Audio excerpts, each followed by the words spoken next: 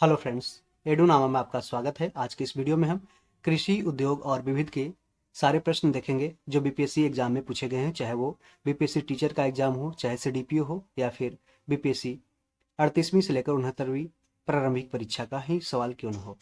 तो हम शुरुआत करते हैं। पहला सवाल है कि बिहार में कृषि आधारित उद्योग यानी कि एग्री वेस्ट इंडस्ट्रीज में किस खाद्य उद्योग का प्रभुत्व है। तो इसका आंसर ऑप्शन डी हो जाएगा, उपयुक्त में से एक से अधिक। इसका एक्सप्लेनेशन देख लेते हैं। बिहार में दो सबसे महत्वपूर्ण कृषि आधारित उद्योग है, जैसे कि अनाज आधारित आधारित उद्योग यानी कि सीरियल बेस्ड इंडस्ट्री और गन्ना उद्योग शुगर इंडस्ट्री है। बिहार के आर्थिक सर्वेक्षण 2022-23 के अनुसार अचल पूंजी, रोजगार, निर्गत एवं सकल मूल्यवर्धन के दृष्टिकोण से शीर्ष 5 उद्योग जैसे कि खाद्य उत्पादों, अन्य अलौह खनिज उत्पाद, वस्त्रों, निर्मित धातु उत्पाद तथा रबर एवं प्लास्टिक उत्पादों के हैं। सेकंड क्वेश्चन, बिहार राज्य के सकल राज्य मूल वर्धित में कृषि और संबद्ध क्षेत्रों का योगदान वित्तीय वर्ष 2017-18 में क्या था। तो इसका आंसर ऑप्शन ई हो जाएगा।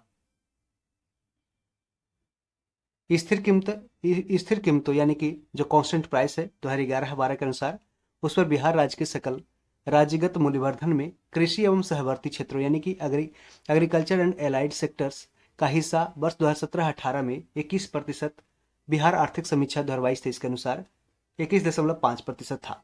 बिहार आर्थिक समीक्षा 2022-23 के अनुसार 2018-19, 2019-20, 2020-21 और वर्ष 2021-22 में स्थिर कीमतों जो 2011-12 बेस ईयर है, ठीक है, उस पर सकल राज्य मूल्यवर्धन यानी ग्रॉस स्टेट वैल्यू एडेड में कृषि और सहवर्ती क्षेत्रों का हिस्सा क्रमशः 19.4%, 18.8% और 21.3% और तथा 21.1% है।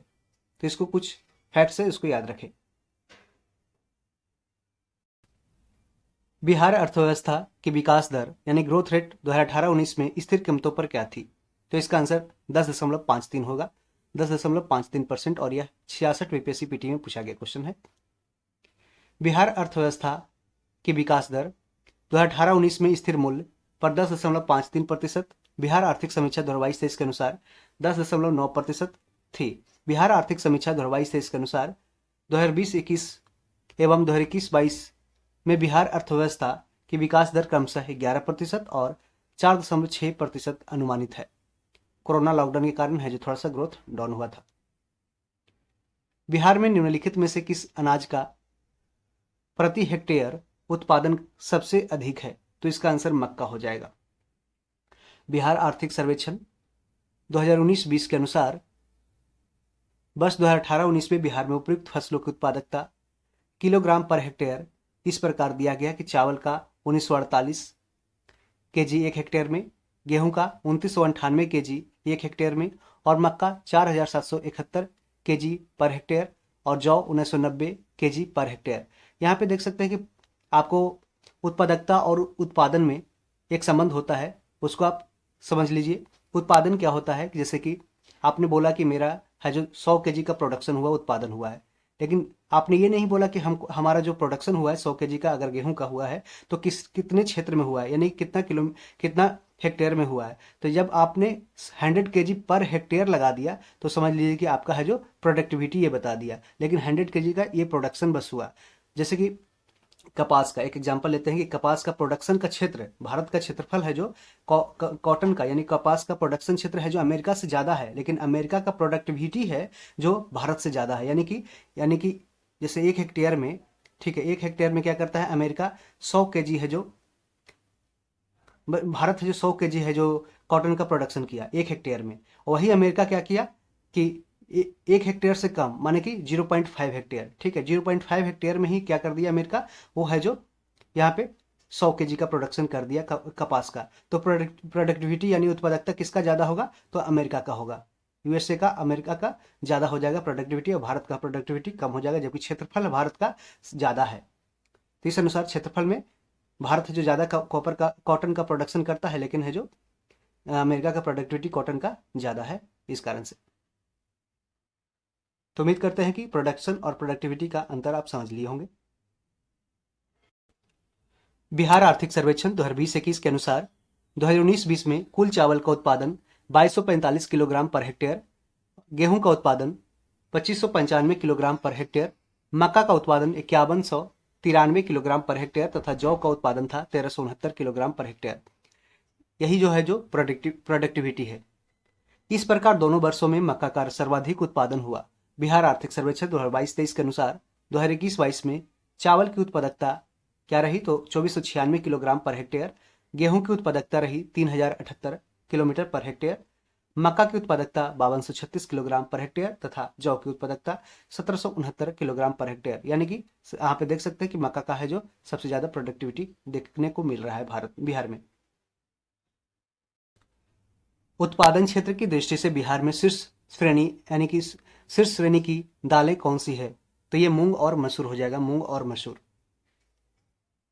बिहार आर्थिक सर्वेक्षण 2019-20 के अनुसार 2018-19 में भदई मूंग यानी जो भादो, जो सावन भादो आश्विन कार्तिक होता है, जो हिंदी चैत वर्ष जो हिंदी कैलेंडर के अनुसार चैत वैशाख जेठ आषाढ़ सावन भादो आश्विन कार्तिक अगहन पूस माघ फागुन, ये जो 12 महीना का होता है, जैसे जिस तरीके से जो मार्च होता है वो उसका चैत होता है। ठीक है,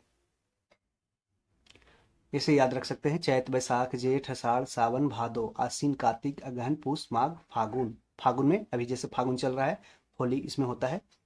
तो बिहार आर्थिक सर्वेक्षण 2019-20 के अनुसार 2018-19 में भदई मूंग का उत्पादन 5.32 हजार टन, गर्मा मूंग का उत्पादन 113.16 हजार टन। इस प्रकार कुल मूंग का उत्पादन इतना टन रहा। इस अवधि में मसूर का उत्पादन कितना रहा 148.03 हजार टन। इसको ज्यादा याद रखने। अतः बिहार में उत्पादन क्षेत्र की दालों में मूंग और मसूर को शीर्ष स्थान प्राप्त था।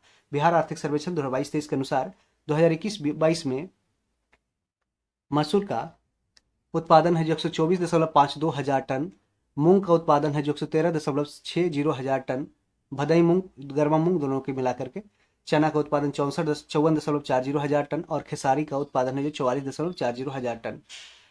आपको याद रहे कि जो भारत है जो दलहन का यानी कि जो दाल का उत्पादन भी करने में भी आगे है और कंजप्शन करने में भी आगे है, यानी कि प्रोड्यूसर भी है दाल का सबसे फर्स्ट नंबर 1 पे वर्ल्ड में, और कंज्यूमर भी यानी कि जो खाता उपजाता है वो खा भी लेता है और कभी कभी है जो तो ये कर्ज भी ले लेता है, यानी कि दूसरा देशों से मंगाता भी है। जैसे कि हाल में आपने 2020-21 में आपने देखा होगा, उस समय है जो मोजाम्बिक से दक्षिण अफ्रीकी महाद्वीप का देश है मोजाम्बिक, वहां से है जो दाल का इंपोर्ट किया था इंडिया ने। बिहार में गन्ना उत्पादन में अग्रणी जिला कौन सा है तो ये पश्चिमी चंपारण है, वेस्ट चंपारण। 2019-20 में गन्ना उत्पादन में पश्चिम चंपारण जिला शीर्ष पर था जो 84.93 लाख टन गन्ना उत्पादन के साथ राज्य के कुल उत्पादन में 56.4% से भी अधिक योगदान था। अन्य प्रमुख गन्ना उत्पादक जिला है पूर्वी चंपारण, गोपालगंज, मुजफ्फरपुर। बिहार आर्थिक सर्वेक्षण 2022-23 के अनुसार 2021-22 में सर्वाधिक गन्ना का उत्पादन पश्चिमी चंपारण में हुआ, जो राज्य के कुल गन्ना उत्पादन का 56.98% है। इसके बाद पूर्वी चंपारण दूसरा स्थान, तीसरा स्थान गोपालगंज का और चौथा स्थान मुजफ्फरपुर का। बस इसको सजाने के लिए पूछ सकता है तो इसको याद रखें। पहला पश्चिम चंपारण, दूसरा पूर्वी चंपारण, तीसरा गोपालगंज और चौथा मुजफ्फरपुर। ये बिहार में है जो गन्ना प्रोडक्शन करने में जिला अग्रतम है। 7वां क्वेश्चन है कि बिहार में मछली उत्पादन यानी कि फिश प्रोडक्शन करने वाले अग्रणी जिले कौन से हैं तो ये मधुबनी और दरभंगा हो जाएगा, मधुबनी और दरभंगा। बिहार आर्थिक सर्वेक्षण 2019-20 के अनुसार मछली उत्पादन में वर्ष 2018-19 में बिहार के 3 अग्रणी उत्पादक जिले हैं, मधुबनी, दरभंगा और पूर्वी चंपारण। बिहार आर्थिक सर्वेक्षण 22-23 के अनुसार मछली उत्पादन में वर्ष 2021-22 में बिहार के 3 अग्रणी जिले हैं, पहला है मधुबनी, दूसरा दरभंगा और तीसरा पूर्वी चंपारण। तीनों को याद रखें। 8वें क्वेश्चन, बिहार के वे जिले कौन से हैं जिनमें 2001 और 2011 में क्रमशः सबसे कम ग्रामीण महिला साक्षरता दर थी तो इसका आंसर हो जाएगा किशनगंज और सहरसा हो जाएगा, ऑप्शन डी हो जाएगा। बिहार के वे जिले किशनगंज और सहरसा है जिनमें 2001 और 2011 में क्रमशः सबसे कम ग्रामीण महिला साक्षरता दर थी। 2001 की जनगणना के अनुसार सबसे कम ग्रामीण महिला साक्षरता दर किशनगंज जिले में रही, जो 15.4% है। इस अवधि में ग्रामीण पुरुष साक्षरता यानी रूरल मेल लिटरेसी रेट 39.5% तथा संपूर्ण ग्रामीण साक्षरता दर 27.8% रही। 2011 की जनगणना के अनुसार किशनगंज का ग्रामीण महिला साक्षरता दर 44.74% है। सहरसा का ग्रामीण महिला साक्षरता दर यानी कि rural women literacy rate 39.2%, Madhepura का ग्रामीण महिला साक्षरता दर 40.56% और सुपौल का ग्रामीण महिला साक्षरता दर 43.82% है। इस प्रकार दिए गए विकल्प में 2001 से लेकर 2011 में सबसे कम ग्रामीण महिला साक्षरता दर विकास कहाँ हुआ, तो किशनगंज और सहरसा में 2 जिला। 2011 में बिहार के कितने जिलों में 10 लाख से कम जनसंख्या थी, तो इसका आंसर 3 हो जाएगा। और ये 2020 में पूछा गया कि 2011 में बिहार के कितने जिलों में 10 लाख से कम जनसंख्या थी, तो टोटल हो जाएगा 3 जिले। 2011 में बिहार के 3 जिलों की जनसंख्या 10 लाख से कम थी, जैसे कि शिवहर 6,56,246 सबसे कम, शेखपुरा का इससे भी कम है 6,36,342 और अरवल 7,08,43। बिहार में 2011 की जनगणना के अनुसार 35 जिलों की टोटल बिहार में 38 जिला है, उसमें से 3 जिला का 10 लाख से कम पॉपुलेशन है और 35 जिलों का है जो जनसंख्या 10 लाख से अधिक है, जिसमें सर्वाधिक जनसंख्या किसका है, पटना का है 58,38,465 और सबसे कम है जो लखीसराय का है। ठीक है, 10 लाख से अधिक वाला में सबसे कम किसका है, तो लखीसराय का है 10,09,12 इसका जनसंख्या है। ठीक है, और ये 2011 जनगणना के अनुसार पूछा गया था। और सबसे कम है जो शेखपुरा का जनसंख्या है पूरे बिहार में, कितना है, तो 6,36,342 है। बिहार का प्रथम रामसर क्षेत्र कहाँ स्थित है, तो यह है जो बेगूसराय में है, कांवर झील।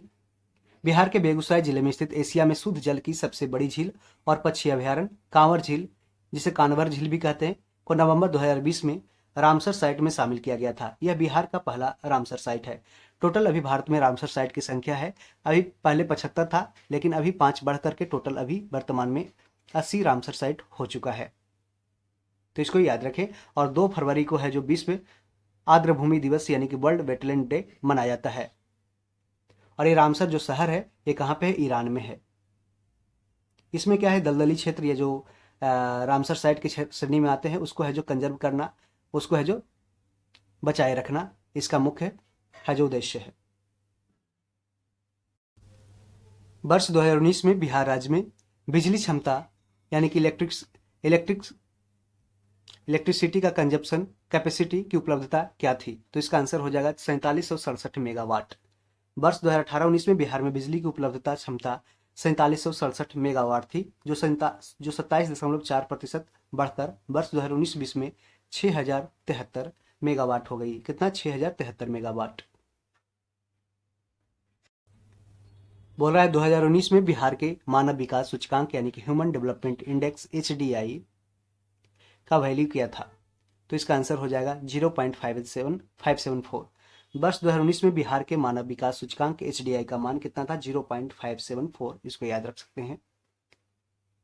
बिहार सरकार ने 1 अप्रैल 2019 से सार्वजनिक वित्तीय प्रबंधन प्रणाली यानी कि CFMS कह रहा है, CFMS शुरू किया है। यह प्रणाली क्या करेगा, तो कह रहा है बिहार सरकार ने 1 अप्रैल 2019 से सार्वजनिक वित्तीय प्रबंधन प्रणाली यानी CFMS यानी कि पब्लिक जो होता है, पब्लिक सार्वजनिक वित्तीय प्रबंधन प्रणाली, सिस्टम ऑफ फाइनेंशियल मैनेजमेंट शुरू किया है। यह प्रणाली क्या करेगा, तो इसका आंसर 1 से अधिक हो जाएगा। बिहार सरकार ने बजट प्रबंधन यानी बजट का मैनेजमेंट के लिए TCS company, Tata consultancy service company से एक सॉफ्टवेयर तैयार करवाया है। इसका नाम CFMS comprehensive financial management system, इसका फुल फॉर्म है कंप्रिहेंसिव फाइनेंशियल मैनेजमेंट सिस्टम, याद रखें। यह प्रणाली बजट निर्माण में पारदर्शिता लाएगी, समय में बचत करेगी और योजनाओं के प्रभावी क्रियान्वयन में सहायता करेगी। भारत सरकार ने 2 जनवरी 2020 को बिहार राज्य को कृषि कर्मण पुरस्कार प्रदान किया। यह पुरस्कार दिया गया था किस श्रेणी में, तो मक्का और गेहूं के उत्पादन और उत्पादकता के लिए भारत सरकार ने 2 जनवरी 2020 को बिहार राज्य को कृषि कर्मण पुरस्कार प्रदान किया। भारत सरकार ने 2 जनवरी 2020 को बिहार राज्य को मक्का और गेहूं के क्षेत्र में लगातार उत्पादन के साथ उत्पादकता में भी वृद्धि के लिए कृषि कर्मण पुरस्कार प्रदान किया। और आपको हम बता दें कि उत्पादन क्या होता है और उत्पादकता क्या होता है। अगले क्वेश्चन की ओर बढ़ते हैं। बिहार सरकार ने अगस्त 2018 में एक नई योजना सतत जीविकोपार्जन योजना शुरू किया। इस योजना का उद्देश्य क्या है? तो इसका आंसर 1 से अधिक हो जाएगा। जहां से योजना से क्वेश्चन पूछे तो आप है जो उसका बहुत सारा इंप्लीमेंटेशन होता है, जिस कारण से उसका ऑप्शन मोर देन 1 हो सकता है। ठीक है, 1 से अधिक। बिहार सरकार ने 5 अगस्त 2018 को सतत जीविकोपार्जन योजना यानी सस्टेनेबल लाइवलीहुड प्लान का शुभारंभ किया। यह योजना देसी शराब और ताड़ी के उत्पादन तथा बिक्री में पारंपरिक रूप से जुड़े परिवार। ताड़ी क्या होता है? ताड़ी वो होता है जो खजूर या फिर तार के पेड़ से जो उसका फल निकलता है, वहां से जो जूस निकलता है, उसी से ताड़ी बनता है। देसी शराब और ताड़ी के उत्पादन तथा बिक्री में पारंपरिक रूप से जुड़े परिवार जिनकी राज्य में शराबबंदी के बाद आर्थिक स्थिति कमजोर हो गई है, जैसे कि निर्धन परिवारों के साथ ही अनुसूचित जाति जनजाति और अन्य समुदायों के लक्षित अत्यंत निर्धन परिवारों के लिए शुरू की गई है। ऐसे परिवारों को राज्य सरकार इस योजना के अंतर्गत सतत आजीविका और क्षमता निर्माण हेतु 60,000 से 1 लाख रुपए तक की वित्तीय सहायता प्रदान करेगी। और अप्रैल 2016 में है जो शराबबंदी लागू की गई थी। ठीक है, और बिहार एक अभी वर्तमान में ड्राई स्टेट है, जैसा गुजरात है। नेक्स्ट क्वेश्चन कि बिहार सरकार के 7 निश्चयों में निम्न में से कौन सा सम्मिलित नहीं है? तो ये पूछा है। तो इसका देखिए, महिला रोजगार था। कह रहा है 7 निश्चयों में, तो महिला रोजगार है, विमेन एम्प्लॉयमेंट है, साफ पीने का पानी यानी कि ड्रिंकिंग क्लीन वाटर, सभी परिवारों को बिजली की आपूर्ति, supply of electricity to every family. ठीक है, बाल कल्याण, यहाँ पे चाइल्ड वेलफेयर नहीं था। तो इसका आंसर है जो ये तीनों सही है, बाकी ये गलत हो जाएगा, यानी कि 7 निश्चय में ये शामिल नहीं है, ऑप्शन डी। बिहार सरकार ने 5 वर्षों के लिए, कितने वर्षों के लिए? 5 वर्षों के लिए न्याय के साथ विकास पर आधारित साझा कार्यक्रम तय किया था। सरकार द्वारा विकसित बिहार के 7 निश्चय लिए गए हैं और उन्हें सुशासन के कार्यक्रम 2015 से 2020 में सम्मिलित किया गया, जिसे मंत्रिमंडल सचिवालय के द्वारा 21 दिसंबर 2016 को लागू किया गया। 7 निश्चयों में शामिल कौन कौन है? तो आर्थिक हल, युवाओं को बल, दूसरा है आर्थिक रोजगार, महिलाओं का अधिकार, तीसरा हर घर बिजली लगातार, हर घर नल का जल, घर तक पक्की गली नालियां, शौचालय निर्माण, घर का सम्मान, और 7वां है अवसर बढ़े आगे बढ़े। तो इसमें 7 निश्चय में 7 योजना दिया गया है। अभी वर्तमान में 7 निश्चय 2 चल रहा है। 15वें वित्त आयोग की सिफारिशों के अनुसार 2021-26 तक केंद्रीय करों के विभाज्य पुल में यानी कि डिविडेंड पुल में बिहार को कितना हिस्सा प्राप्त होगा? तो इसका आंसर हो जाएगा ऑप्शन ई। तो 15वें वित्त आयोग की हिस्सेदारी की सिफारिश रिकमेंड करता है। रिकमेंडेशन के अनुसार 2021-26 तक केंद्रीय करों के यानी सेंट्रल टैक्स के विभाज्य पुल में बिहार को 10.058% हिस्सा प्राप्त होगा, जो कि सभी राज्यों में दूसरा सर्वाधिक है। सभी राज्यों में सर्वाधिक हिस्सा किसको मिलेगा? उत्तर प्रदेश को 17.939%। आपको बता दें कि 15वें वित्त आयोग के अध्यक्ष कौन रहे थे? तो नंद किशोर सिंह, NK सिंह। और अभी वर्तमान में 16वें वित्त आयोग के अध्यक्ष कौन बने हैं? तो अरविंद पनगड़िया बने हैं, जो पहले नीति आयोग के पूर्व उपाध्यक्ष भी रह चुके हैं। डिजिटल बिहार कार्यक्रम के तहत कौन से छात्र 2021-22 के से कंप्यूटर शिक्षा और प्रशिक्षण प्राप्त करेंगे? तो इसका आंसर 1 से अधिक हो जाएगा, ऑप्शन ई हो जाएगा। डिजिटल बिहार कार्यक्रम के तहत 6ठी कक्षा से लेकर के ऊपर तक सभी कक्षाओं के विद्यार्थी कंप्यूटर शिक्षा और प्रशिक्षण प्राप्त करेंगे। यानी कि क्लास 6 से पूछ सकता है डायरेक्ट क्वेश्चन कि डिजिटल बिहार कार्यक्रम के तहत 6ठी कक्षा से लेकर के ऊपर तक सभी कक्षाओं के विद्यार्थी है जो कंप्यूटर शिक्षा और प्रशिक्षण है जो प्राप्त करेंगे। 19 नंबर क्वेश्चन, बिहार सरकार को डिजिटल इंडिया अवार्ड्स 2020 किस लिए दिया गया था? तो ये कोविड-19 लॉकडाउन के दौरान बिहार के बाहर फंसे लोगों को सेवाएं प्रदान करने के लिए है जो बिहार सरकार को डिजिटल इंडिया अवार्ड 2020 प्रदान किया गया। और बिहार सरकार ने एक संजीवनी एप्लीकेशन है जो लॉन्च किया था। आप यदि जैसे कि उस समय हम भी दिल्ली में थे, तो उस समय संजीवनी एप्लीकेशन पे क्या होता था, लाइव लोकेशन का वो है जो, या फिर लाइव आपका है जो कैमरा से फोटो लिया जाता था, और उस वक्त है जो आपके अकाउंट में है जो 1,000 रुपये है जो ट्रांसफर किया जाता था बिहार सरकार के द्वारा, या बिहार सरकार के बाहर जो फंसे कोई भी व्यक्ति थे, चाहे वो छात्र हो या फिर मजदूर हो, सभी को 1,000 रुपये है जो प्रदान किया गया, और भी अन्य सुविधाएं भी प्रदान की गई थी। इसलिए बिहार सरकार को डिजिटल इंडिया अवार्ड 2020 है जो प्रदान किया गया। कोविड-19 के दौरान बिहार सरकार द्वारा अपने नागरिकों को विभिन्न प्रकार की सहायता उपलब्ध कराने के लिए तत्कालीन राष्ट्रपति उस समय के थे रामनाथ कोविंद, अभी वर्तमान में हैं द्रौपदी मुर्मू। रामनाथ कोविंद ने बिहार सरकार, मुख्यमंत्री सचिवालय, आपदा प्रबंधन विभाग और राष्ट्रीय सूचना विज्ञान केंद्र को नेशनल इन्फॉर्मेटिक्स साइंस सेंटर को डिजिटल इंडिया अवार्ड्स 2020 प्रदान किया। बिहार में वर्ष 2021-22 के लिए पेश किए गए बजट में प्रस्तावित नया मंत्रालय किस पर केंद्रित है? तो इसका आंसर आप देख सकते हैं कि वर्तमान में बिहार राज्य में ITI यानी कि इंडस्ट्रियल ट्रेनिंग इंस्टीट्यूट का संचालन श्रम संसाधन विभाग तथा पॉलिटेक्निक संस्थान का संचालन विज्ञान और प्रौद्योगिकी विभाग यानी कि department of science and technology के द्वारा किया जाता है, जिससे दोनों क्षेत्रों में समन्वय स्थापित करना आसान नहीं होता। इसलिए समन्वय स्थापित करने, कोऑर्डिनेशन को एस्टैब्लिश करने के लिए कौशल और उद्यमिता विकास हेतु स्किल डेवलपमेंट के लिए, ठीक है, बिहार बजट 2021-22 में एक अलग विभाग स्किल डेवलपमेंट एंड उद्यमिता विभाग के गठन की घोषणा की गई। हालांकि प्रश्न में मंत्रालय शब्द दिया गया है, जिसके अनुसार इस प्रश्न का उत्तर विकल्प ई हो सकता है, लेकिन मंत्रालय का तात्पर्य यदि विभाग से हो तो इसका उत्तर विकल्प डी हो सकता है। और विकल्प डी में क्या दिया है, तो विकल्प डी में दिया है कौशल और उद्यमिता विकास। ये देख सकते हैं क्वेश्चन। बिहार के आर्थिक सर्वेक्षण 2021-22 के अनुसार गलत कथन को चुनना है। तो इसका है जो बिहार में प्राथमिक क्षेत्र में 2.8% की दर से वृद्धि हुई है, ये स्टेटमेंट गलत है। बाकी देख लेते हैं कि बिहार में प्राथमिक क्षेत्र में 2.3% की दर से वृद्धि हुई है। प्राइमरी सेक्टर जानते हैं कि इसमें एग्रीकल्चर बेस्ड इंडस्ट्री को शामिल किया गया है, यानी कि कृषि से संबंधित प्राथमिक क्षेत्र में शामिल किया गया है। जैसे इसमें मत्स्य पालन, कृषि और फिर जैसे पशुपालन, ये सारे हैं जो आते हैं प्राथमिक क्षेत्र में। और द्वितीयक क्षेत्र में क्या होता है, इंडस्ट्री रिलेटेड एक्टिविटी, यानी कि जो उद्योग यानी कि मैन्युफैक्चरिंग रिलेटेड इंडस्ट्री होते हैं, सारे द्वितीय क्षेत्र में आते हैं, सेकेंडरी सेक्टर में आते हैं। और इसका है जो 4.8% की दर से वृद्धि हुई थी बिहार में। बिहार में तृतीय क्षेत्र यानी कि जो सर्विसेज होता है, सॉफ्टवेयर इंडस्ट्री, ये सब सर्विसेज होता है, इसमें तृतीय क्षेत्र में कितना है, जो 8.5% की उच्चतम दर से बढ़ा था बिहार में। तो इसका ऑप्शन डी है जो गलत हो जाएगा। यहाँ पे देख सकते प्राथमिक क्षेत्र में कितना है, 2.3%, 2.8% गलत हो जाएगा। ऑप्शन डी सही हो जाएगा। बिहार आर्थिक समीक्षा 2021-22 के अनुसार 2016-17 से 2020-21 तक की अवधि में प्राथमिक क्षेत्र की वृद्धि दर कितनी हुई, 2.3% रही।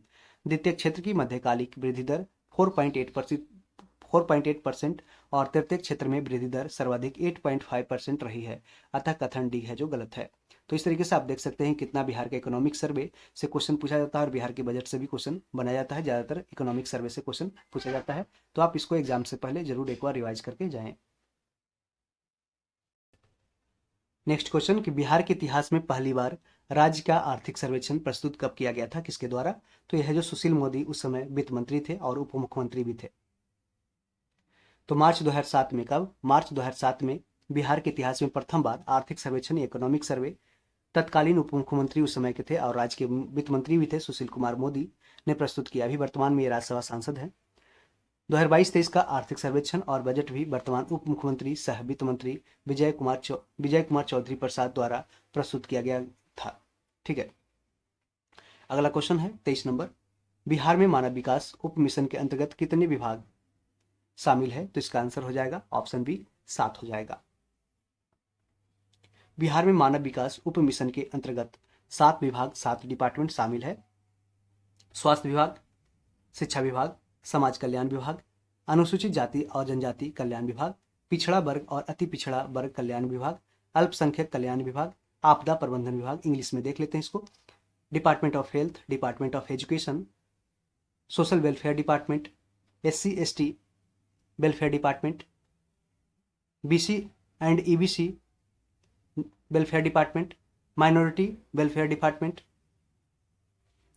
Disaster management department. इस तरीके से है जो 7 विभाग शामिल है बिहार में मानव विकास उप मिशन के।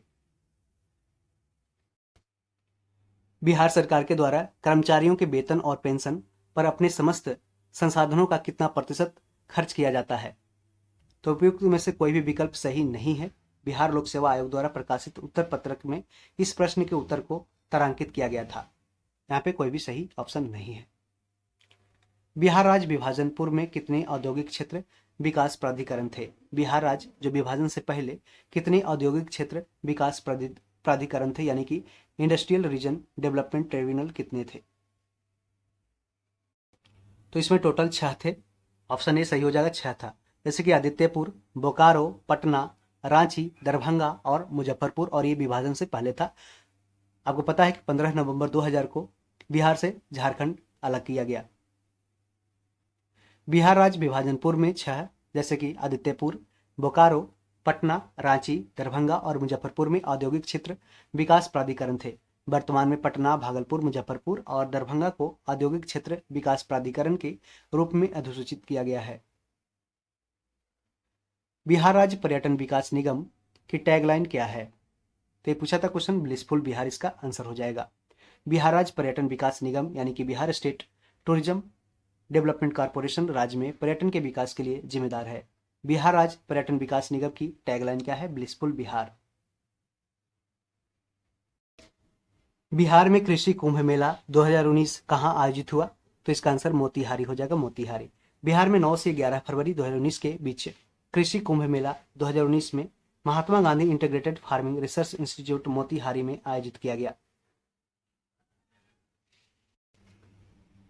नीति आयोग के स्वास्थ्य सूचकांक 2019 के अनुसार बिहार राज्य का स्कोर क्या है? तो इसका आंसर ऑप्शन सी हो जाएगा, 32.11। प्रश्नकाल में विकल्प सी सही था। दिसंबर 2019 में नीति आयोग द्वारा जारी स्वास्थ्य राज्य प्रगतिशील भारत रिपोर्ट के अनुसार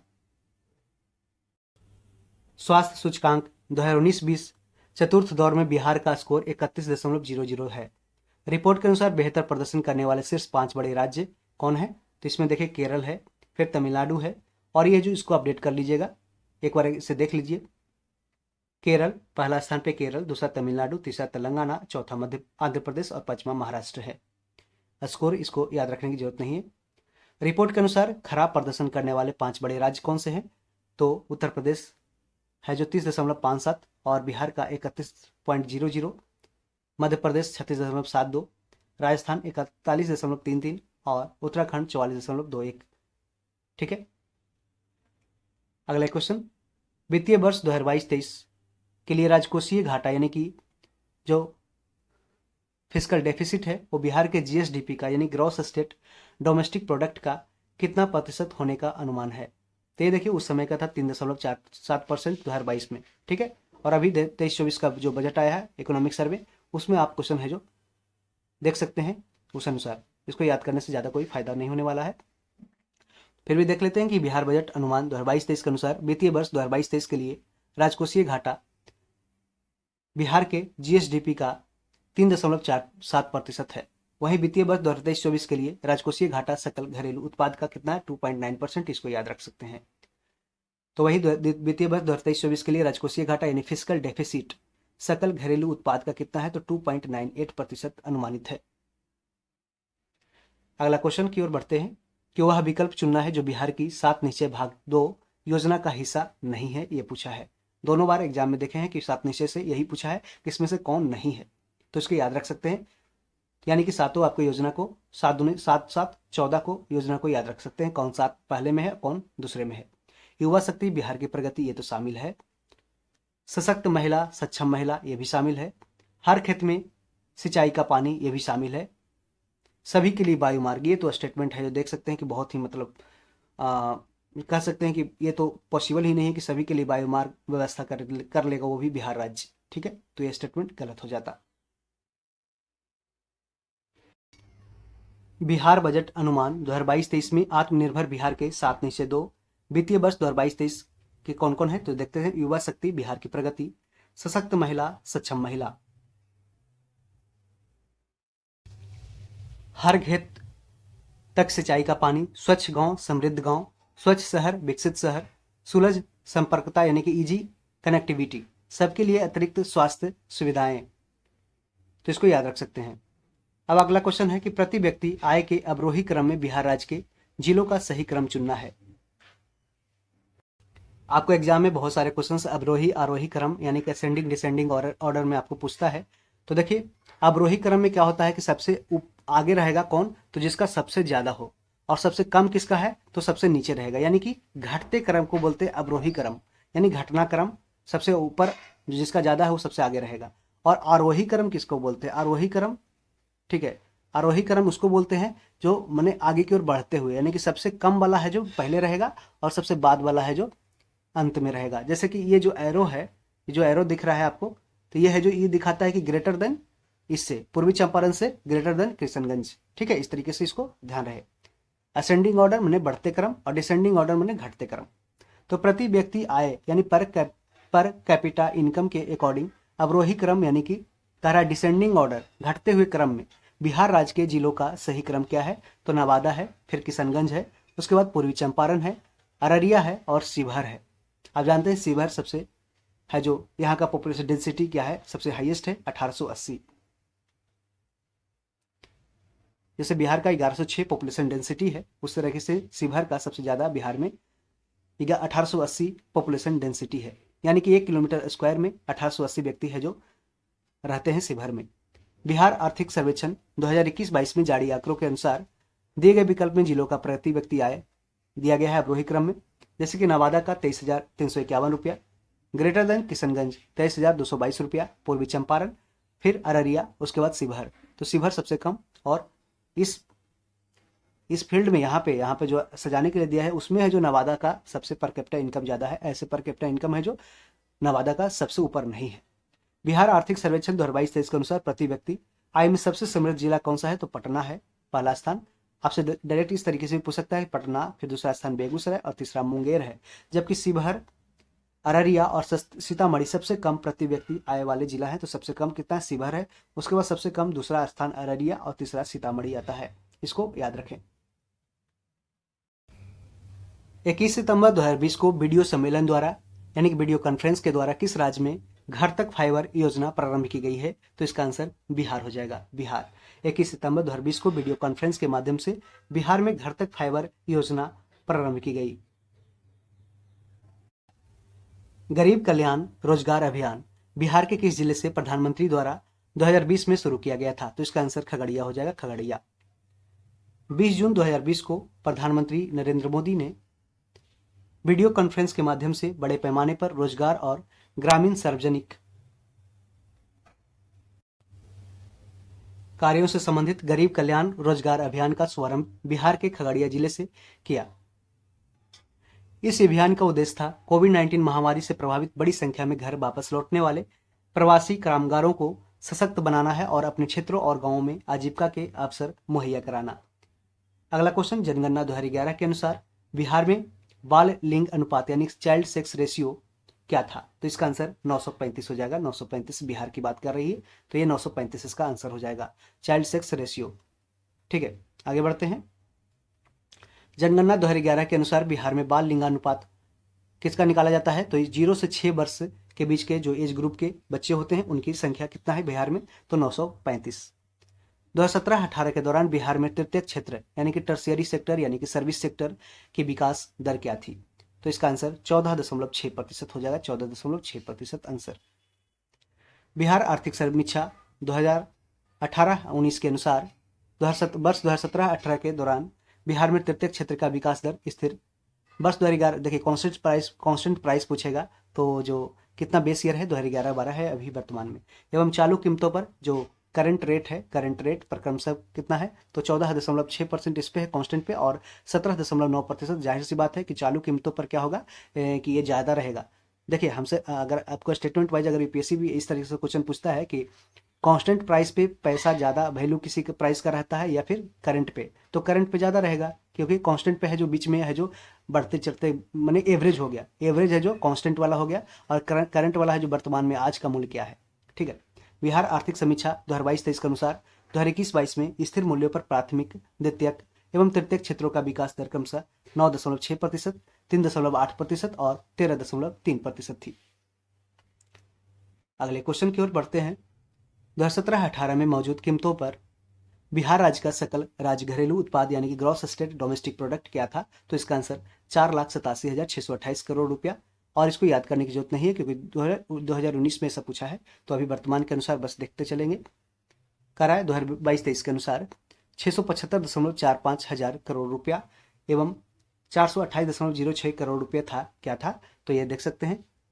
वर्तमान में बिहार आर्थिक समीक्षा 2022-23 के अनुसार चालू यानी कि करंट और स्थिर यानी कि 2011-12 बेस ईयर को लिखकर कीमतों पर बिहार राज्य का सकल राज्य घरेलू उत्पाद जीएसडीपी 2022-23 में क्रमशः 675.45 हजार करोड़ रुपया और 428.06 हजार करोड़ रुपया था। बिहार में कृषि और ग्रामीण विकास के लिए किस प्रकार के बैंक स्थापित करने का प्रस्ताव है? तो कृषि यंत्र बैंक। कृषि यंत्र बैंक। अक्टूबर 2021 में बिहार के मुख्यमंत्री नीतीश कुमार द्वारा शुरू की गई रबी महाअभियान के समय किसानों को आधुनिक तरीके से खेती करने हेतु जरूरी कृषि यंत्रों के लिए 13 जिलों में 328 कृषि यंत्र बैंक स्थापित करने की घोषणा की गई। 2021-22 के दौरान बिहार में राजकोषीय घाटा यानी कि फिस्कल डेफिसिट किस प्रकार अनुमानित है? और ये 2022 पीटी में पूछा गया क्वेश्चन है। तो इसका आंसर ऑप्शन ए हो जाए 22,511 करोड़ रुपए। बिहार बजट अनुमान 2021-22 के अनुसार 2021-22 में राजकोषीय घाटा 22,511 करोड़ रुपए, ठीक है, अनुमानित था। जबकि बजट अनुमान 2023-24 हेतु यह 25,567.83 करोड़ रुपए अनुमानित है, जो राज्य सकल घरेलू उत्पाद यानी कि ग्रॉस स्टेट डोमेस्टिक प्रोडक्ट का 2.98% है। इसको याद रखें और इसको याद रखें। 25,567.83 करोड़ रुपए 2023-24 के लिए। बिहार में अप्रैल जून 2018 के दौरान किस क्षेत्र ने सर्वाधिक एक एफडीआई इक्विटी अंतरप्रवाह को आकर्षित किया है? यानी कि जो फॉरेन डायरेक्ट इन्वेस्टमेंट को सबसे ज़्यादा है, जो कौन है, जो भारत बिहार में आने के लिए है, जो उत्साहित किया है? तो इसका आंसर हो जाएगा प्रमाणित स्रोतों के अभाव के कारण बिहार लोक सेवा आयोग ने इस प्रश्न को ही डिलीट कर दिया। ठीक है।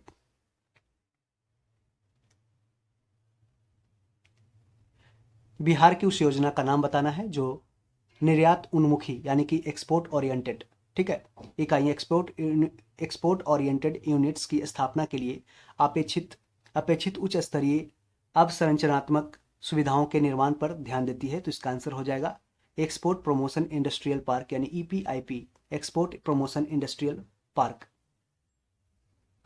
बिहार सरकार के वाणिज्य एवं उद्योग मंत्रालय यानी कि ministry of commerce and industry के द्वारा विकसित निर्यात संवर्धन औद्योगिक park export promotion industrial park एक से अधिक उत्पादन निर्यात प्रसंस्करण क्षेत्र है, जो कि हाजीपुर में स्थित है। कहाँ पे? हाजीपुर में। यह निर्यात उन्मुखी इकाइयों के लिए अपेक्षित उच्च स्तरीय अवसंरचनात्मक सुविधाओं के लिए निर्माण पर ध्यान देती है। अगले क्वेश्चन की ओर बढ़ते हैं। 41 नंबर क्वेश्चन, बिहार राज्य की शिशु मरणांक दर क्या है यानी कि इन्फेंट मोर्टेलिटी रेट क्या है? तो इसका है जो झारखंड से अधिक है, झारखंड से अधिक हो जाएगा। 2008 में पूछा था। प्रश्नकाल में बिहार में शिशु मृत्यु दर प्रति हजार जन्म पर 54 थी, जो इस संदर्भ में झारखंड 46 से अधिक थी और अखिल भारतीय स्तर पे 53 था। बिहार में वर्ष 2019 में शिशु मृत्यु दर यानी इन्फेंट मोर्टेलिटी रेट आईएमआर प्रति हजार जन्म पर 29 है, यानी कि 1000, ठीक है, 1000 बच्चा जन्म लेता है तो उसमें से बिहार में है जो 29 बच्चा है जो मर जाता है। ठीक है। जबकि अखिल भारतीय स्तर पर भी शिशु मृत्यु दर है जो 30 तथा झारखंड में यह 27 है, यानी कि पूरे भारत में है जो 30 बच्चा है जो मर जाता है 1000 जनसंख्या 1000 बच्चा जन्म लेता है। तो यहाँ पे हेल्थ सेक्टर को ज़्यादा इंप्रूवमेंट की जरूरत है। अगले क्वेश्चन, 2001 जनगणना के अनुसार बिहार राज्य भारत का तीसरा सबसे बड़ा राज्य है। 1991 की जनगणना के अनुसार संयुक्त बिहार जो झारखंड सहित था उसकी जनसंख्या कितना था? 8.637 करोड़ थी, जो उत्तर प्रदेश की जनसंख्या 13.62 करोड़ के बाद सर्वाधिक थी। इस प्रकार वर्ष 1991 में बिहार भारत का दूसरा सबसे अधिक जनसंख्या वाला राज्य था। कब? 1991 में, जब झारखंड साथ था। लेकिन 15 नवंबर 2000 को जब झारखंड बिहार से अलग हुआ उस समय, उसके बाद देखते हैं तो 2001 की जनगणना के अनुसार बिहार भारत का तीसरा सबसे अधिक जनसंख्या वाला राज्य था। 2011 की जनगणना भी बिहार का तीसरा स्थान, 2011 की जनगणना के अनुसार भी बिहार का स्थान कितना है? तो तीसरा है। इस क्रम में उत्तर प्रदेश पहला हो जाता है, दूसरा महाराष्ट्र और तीसरा बिहार का। ठीक है। 2011 की जनगणना के अंतिम आंकड़ों के आधार पर सर्वाधिक जनसंख्या वाले 5 राज्य कौन से हैं? तो पहला उत्तर प्रदेश, जिसका जनसंख्या कितना है 19,19,12,1341। उसके बाद दूसरा महाराष्ट्र का आता है लगभग 12 साढ़े 11 लाख। और बिहार का तीसरा, इसको पॉपुलेशन को पूरा संख्या याद रखें, 10,40,99,452। तीसरा स्थान बिहार, चौथा स्थान पश्चिम बंगाल होगा और पांचवा स्थान आंध्र प्रदेश हो जाएगा। देश की जनसंख्या संदर्भ में बिहार राज्य का स्थान वर्ष 2011 जनगणना के अनुसार क्या है? तो इसको जानते हैं, ये तीसरा है। पहला यूपी, दूसरा महाराष्ट्र और तीसरा है जो बिहार है, चौथा पश्चिम बंगाल, पांचवा आंध्र प्रदेश है। गुल्लक बच्चा बैंक कहाँ पे है? तो ये पटना में है, पटना में। इसका आंसर ऑप्शन बी हो जाए, पटना। गुल्लक जानते हैं जो आप बनचुकड़ी बोलते हैं, जो जिसमें आप पैसा बचपन में रखते होंगे और उसको एक समय के बाद उसको फोड़ते होंगे तो बहुत सारे सिक्के निकलते हैं। गुल्लक बच्चा क्या है? गुल्लक बच्चा बैंक क्या है? तो गरीब बच्चों का एक सामूहिक बैंक है जो पटना में स्थित है। इसमें पटना के स्लम बस्ती के 500 से अधिक बच्चे अपनी बचत के 5-10 रुपये जमा करते हैं और इन पैसों को अपनी शिक्षा के अलावा अन्य आकस्मिक जरूरतों के लिए इस्तेमाल करते हैं। यह बैंक बिहार सरकार के मानव संसाधन विकास विभाग की संस्था किलकारी बिहार के जरिए संचालित होता है। इस बैंक का संचालन बच्चों द्वारा ही किया जाता है।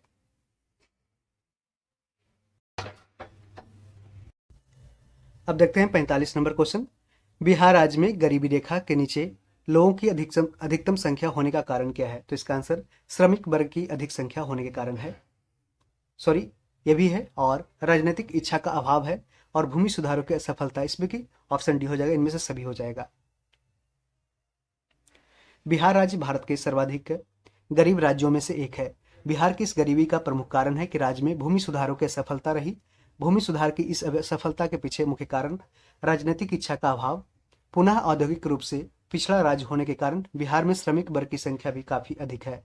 अतः उपयुक्त तीनों विकल्प बिहार के पिछड़ेपन और तदजनित गरीबी के प्रमुख कारण है।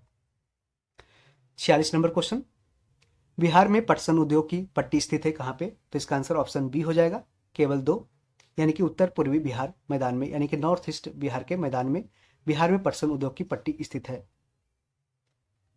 बिहार में पटसन उद्योग मुख्यतः कहाँ पे? तो पूर्णिया, कटिहार, सहरसा, दरभंगा में विस्तृत है, जिसमें उत्तर पूर्वी बिहार, पूर्णिया और कटिहार पटसन उत्पादन के प्रमुख केंद्र है। पूर्णिया बिहार में कुल जूट उत्पादन का लगभग 70% तक उत्पादन करता है। बिहार में कौन? तो पूर्णिया। बिहार में पहली चीनी मिल स्थापित कहाँ हुई? तो ये मढ़ौरा में, मढ़ौरा में।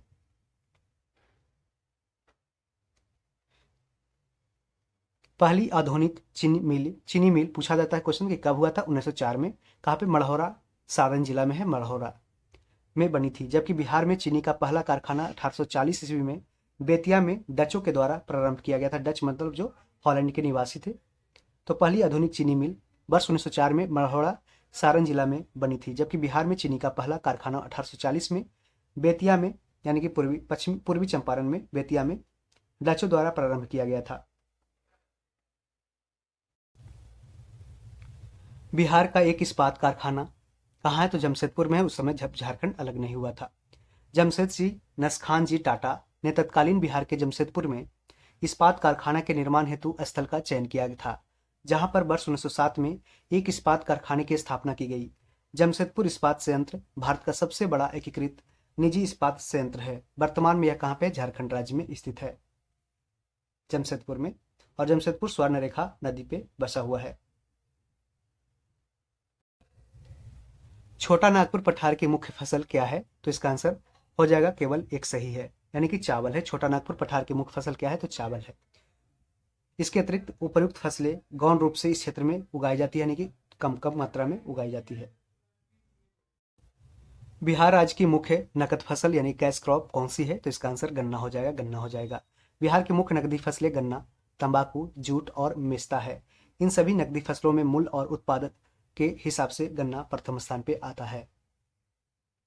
बिहार के किस जिले को सिल्क सिटी के नाम से जाना जाता है? तो इसका जानते हैं, भागलपुर को। बिहार के भागलपुर जिले को रेशमी वस्त्रों के उत्पादन के लिए सिल्क सिटी के नाम से जाना जाता है। और पूरे विश्व में सिल्क का उत्पादन करने में भारत का स्थान कितना है? दूसरा है। और पहला किसका है? चीन का है। 52 नंबर क्वेश्चन कि बिहार में औद्योगिक वित्तीय सहायता प्रदान करने हेतु कौन प्रमुख वित्तीय संस्था है? तो इसका आंसर बिहार राज्य वित्त निगम यानी Bihar state finance corporation. Bihar में औद्योगिक सहायता प्रदान करने के लिए बिहार राज्य वित्त निगम की स्थापना वर्ष 1954 में की गई। कब? 1954 में। जातिवाद पर आधारित आतंकवादी सेना कास्ट बेस्ड टेररिस्ट की राजनीतिक निम्नलिखित राज्य में कहाँ है? तो ये बिहार में है। जातिवाद पर आधारित आतंकवादी सेना बिहार की सामाजिक राजनीतिक आर्थिक स्थिति की देन है। राजपूतों ने बिहार के भोजपुर जिले में वर्ष 1989 में वर्ष 1989 में प्रथम जातिवादी सेना कुंवर सेना का गठन किया। उसके बाद बिहार में किस प्रकार की कई जाति विशिष्ट आधारित सेनाओं का गठन किया गया, जिसमें से मुस्लिम पठान, राजपूतों द्वारा गठित सनलाइट सेना, कुर्मियों द्वारा गठित भूमि सेना, यादवों द्वारा गठित लोरिक सेना, भूमिहारों द्वारा गठित रणवीर सेना आदि प्रमुख है। बिहार राज्य के चुनाव आयुक्त कौन है? तो इसका आंसर उस समय ML मजूमदार हो जाएगा, अभी HN श्रीनिवासन है, HR श्रीनिवास है। 55 नंबर क्वेश्चन, निम्नलिखित में से कौन बिहार और झारखंड के सह खंड राज्यपाल हैं? उस समय क्वेश्चन पूछा गया था। तो प्रश्नकाल में विनोद कुमार पांडे उस समय बिहार और झारखंड के सह राज्यपाल थे। अभी दिसंबर 2007 के पूर्व के बिहार के 4 राज्यपालों के नाम और कार्यकाल निम्न दिया गया है। तो देख सकते हैं, ज़्यादा इंपॉर्टेंट वो नहीं है, बस इंपॉर्टेंट ये है कि सरदार बुट्टा सिंह भी बिहार के गवर्नर रहे हैं और बिहार के वेद कुमार मारवाह, सरदार बुट्टा सिंह, गोपाल कृष्ण गांधी भी बिहार के रहे 2006 से 2006 में। रामकृष्ण सूर्यभान गवई, RS गवई और वर्तमान में राजेंद्र विश्वनाथ आर्लेकर बिहार के राज्यपाल हैं, अभी वर्तमान में है। एक बार चेक कर लीजिएगा। अटल बिहारी वाजपेयी सरकार द्वारा किसे बिहार का गवर्नर नियुक्त किया गया था? तो इसका आंसर सुंदर सिंह भंडारी हो जाएगा। 1997-98 का क्वेश्चन है। अटल बिहारी वाजपेयी सरकार द्वारा सुंदर सिंह भंडारी को बिहार का राज्यपाल नियुक्त किया गया। सुंदर सिंह भंडारी है जो कब से? तो 1998 से 1999 तक बिहार के राज्यपाल रहे। बिहार पर बकाया ऋण कितना है? तो इसका आंसर 37,653 करोड़ रुपया। और इसको है जो अभी वर्तमान में देखते हैं, वर्तमान में बिहार आर्थिक समीक्षा 2021-22 के अनुसार 2022-23 बजट अनुमान बिहार पर कुल लोक ऋण कितना है? तो 40,755 करोड़ रुपया। 58 नंबर क्वेश्चन, केंद्रीय मंत्रिपरिषद में वर्तमान में बिहार के कितने सांसद सम्मिलित है? तो इसका आंसर उपयुक्त में से कोई नहीं हो जाएगा। 7 जुलाई 2021 को मंत्रिमंडल पुनर्गठन के बाद केंद्रीय मंत्रिमंडल में बिहार के कुल 6 मंत्री हैं, जिसमें 4 कैबिनेट मंत्री और 2 राज्य मंत्री हैं। विगत वर्षों में बौद्ध भिक्षु यानी कि बुद्धिस्ट मॉन्क्स बिहार में आंदोलन करते रहे हैं, नियंत्रण प्राप्त करने को क्या? तो ये गया के महाबोधि मंदिर का। विगत वर्षों में बौद्ध भिक्षु गया के महाबोधि मंदिर पर नियंत्रण प्राप्त करने हेतु बिहार में आंदोलन करते रहे हैं। सर्वप्रथम श्रीलंका के बौद्ध भिक्षु अंगारिका धम्पाला ने 1881 में यह मांग की थी कि गया के महाबोधि मंदिर पर बौद्ध भिक्षुओं का नियंत्रण होना चाहिए। अखिल भारतीय महाबोधि मंदिर मुक्ति समिति के अध्यक्ष नागा अर्जुन सुराई सेसाई ने संयुक्त राष्ट्र संघ के शरणार्थी उच्चायुक्त के समक्ष भी महाबोधि मंदिर पर बौद्ध भिक्षुओं के नियंत्रण संबंधी मांग रखी थी। पटना महानगर पालिका में वार्डों की संख्या कितनी है? तो अभी वर्तमान में देखिए, पटना महानगर पालिका में वार्डों की संख्या 75 है। पटना नगर निगम की स्थापना कब हुई? तो 15 अगस्त 1952 को पटना नगर निगम अधिनियम 1951 के द्वारा स्थापित की गई। तो अभी वर्तमान में कितना है? पटना महानगर पालिका में वार्डों की संख्या 75 है। बिहार में पागलखाना कहाँ पर स्थित है? तो इसका आंसर ऑप्शन डी हो जाएगा, रांची उस समय था। बिहार में पागलखाना वस्तुतः Ranchi institute of neuro physiatry psychiatry Ranchi institute of neuro psychiatry and allied sciences RINPAS Ranchi के कांके नामक स्थान पर स्थित है। वर्तमान में रांची झारखंड की राजधानी है। बिहार में लोकसभा में सांसदों की संख्या कितनी है? तो कह रहा है तत्कालीन संयुक्त बिहार में लोकसभा की 54 सीटें थी और 15 नवंबर 2000 को झारखंड राज्य निर्माण के बाद बिहार में लोकसभा सीटें कितनी रह गई? 40 रह गई। 15 नवंबर 2000 के बाद की स्थिति, पहले की स्थिति क्या थी? तो ये देख लेते हैं। तो लोकसभा में 54 सीटें और राज्यसभा में 22 सीटें थी। 15 नवंबर 2000 के बाद की स्थिति, लोकसभा में वर्तमान में 40 सीट है और राज्यसभा में 16 सीट है। शेष सीटें नवनिर्मित झारखंड को हस्तांतरित की गई है। 63 नंबर क्वेश्चन, बिहार में लोकसभा सीटों की कुल संख्या कितनी है? तो जानते हैं अभी वर्तमान में कितनी है। तो वर्तमान में लोकसभा सीटों की संख्या 40 है और राज्यसभा की सीटों की संख्या 16 है। बिहार से लोकसभा के लिए कितने सदस्य चुने जाते हैं? तो टोटल 40। ऑप्शन डी हो जाएगा, 40 हो जाएगा। बिहार में प्रस्तावित महिला आयोग की अध्यक्षता कौन करेगा? तो किसी राज्य महिला आयोग की अध्यक्षता नियुक्त होने के लिए आयोग की अध्यक्षा को विशिष्ट क्षेत्रों जैसे कि सामाजिक कार्यकर्ता, शिक्षा, चिकित्सा, विधि से होना चाहिए। वर्तमान में राज्य महिला आयोग की अध्यक्षा सुश्री दिलमणि मिश्रा है। सुश्री दिलमणि मिश्रा है। जमशेदपुर किस नदी किनारे स्थित है? तो इसका आंसर स्वर्णरेखा हो जाएगा। जमशेदपुर स्वर्णरेखा नदी के तट पर स्थित है। यहाँ टाटा इस्पात उद्योग की स्थापना भी की गई है 1907 में। इस उद्योग को पानी की आपूर्ति स्वर्णरेखा नदी से होती है। 67 नंबर क्वेश्चन, हाल ही में बिहार से कौन सा नया राज्य बना है? तो काफी सिंपल क्वेश्चन। 15 नवंबर 2000 को झारखंड को बिहार से अलग कर 28वें राज्य के रूप में गठन किया गया और 1 जून 2014 को आंध्र प्रदेश से हटा करके तेलंगाना राज्य बनाया गया। 1 जून 2014 को। किस वर्ष झारखंड राज्य अस्तित्व में आया था? तो ये 2000 में। झारखंड बनाने के लिए बिहार को किस वर्ष विभाजित किया गया था? तो 15 नवंबर 2000। इसको याद रखें। अगला क्वेश्चन, बिहार का कौन सा शहर झारखंड राज्य की राजधानी बना है? तो इसका आंसर रांची हो जाएगा। 15 नवंबर 2000 को बिहार से काटकर नया राज्य 28वां झारखंड बना। इसकी राजधानी रांची। रांची ब्रिटिश काल में बिहार की ग्रीष्मकालीन राजधानी हुआ करती थी। बिहार में तेल शोधक कारखाना है तो कहाँ पे? बरौनी, बेगूसराय में। बिहार में बरौनी में तेल शोधक कारखाना है। रांची में भारी मशीन तथा सिंहभूम में इस्पात उद्योग की स्थापना हुई है। बिहार के निम्न जिलों में सबसे बड़ा जिला कौन सा है? तो इसका आंसर ऑप्शन बी हो जाएगा, गया हो जाएगा। पटना का देखिए 3202 वर्ग किलोमीटर सबसे ज्यादा है। उसके बाद गया का स्थान आता है दूसरा, पहला पटना। इसको याद रखें। विकल्प के अनुसार सबसे बड़ा जिला कौन है क्षेत्रफल की दृष्टि से? तो गया है, लेकिन ऐसे पटना है। ठीक है, किंतु क्षेत्रफल की दृष्टि से बिहार का सबसे बड़ा जिला कौन है? पश्चिम चंपारण है, 5228 वर्ग किलोमीटर। 74 नंबर क्वेश्चन, इनमें से कौन सा जिला झारखंड राज्य में शामिल नहीं है? तो इसका आंसर हो जाएगा इनमें से कोई नहीं। गोड्डा, रांची और बोकारो तीनों ही जिले झारखंड राज्य के जिले हैं। झारखंड राज्य की आधिकारिक वेबसाइट के अनुसार वर्तमान में झारखंड में जिलों की संख्या कितनी है? तो 24 है। और बिहार में झारखंड की राज्य की संख्या, जिलों की संख्या कितनी है? बिहार में 38 है। 75 नंबर क्वेश्चन, बिहार में इस्पात प्लांट, स्टील प्लांट का केंद्र कहां पर है? तो इसका आंसर धनबाद हो जाएगा, धनबाद। प्रश्नकाल के दौरान बोकारो स्टील प्लांट धनबाद में ही था। अब बोकारो अलग जिला बन चुका है। यह झारखंड राज्य में स्थित है। नीचे दिए गए विकल्प के अनुसार देखना है कि कथन या और कथन कारण इसका सही क्या है। तो दक्षिण बिहार उत्तरी बिहार की अपेक्षा अधिक विकसित है, ये स्टेटमेंट सही है। और दक्षिण बिहार में उद्योगों का विकास हुआ है, ये भी स्टेटमेंट इसका सही एक्सप्लेन करता है, इसलिए ऑप्शन ये इसका सही हो जाएगा। वर्तमान में दक्षिण बिहार उत्तरी बिहार की अपेक्षा अधिक विकसित है, परंतु वर्ष 2000 से पहले दक्षिण बिहार अर्थात वर्तमान झारखंड उत्तरी बिहार की अपेक्षा कम विकसित था। दक्षिण बिहार का अल्प विकास ही अलग झारखंड राज्य निर्माण का मूल मुद्दा रहा। दक्षिणी बिहार खनिज प्रधान क्षेत्र रहा है, फलस्वरूप खनिजों पर आधारित उद्योगों का विकास दक्षिण बिहार में अपेक्षाता अधिक हुआ है। जमशेदपुर, धनबाद, बोकारो आदि दक्षिण बिहार के प्रमुख औद्योगिक नगर रहे हैं।